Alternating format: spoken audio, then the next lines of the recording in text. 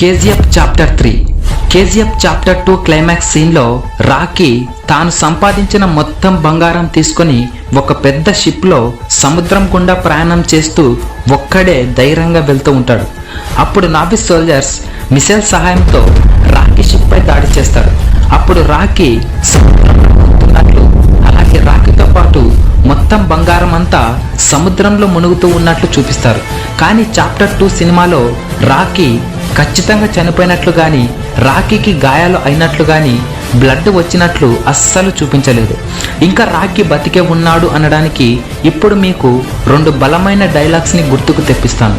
నేను సామాన్యంగా యుద్ధం తప్పించడానికే ప్రయత్నిస్తా, కుదరలేదంటే గెలిచే తీరుతా. ఇంకో డైలాగ్, అమ్మా నీకు ప్రపంచంలో ఉన్న బంగారం అంతా తెచ్చిస్తానమ్మా.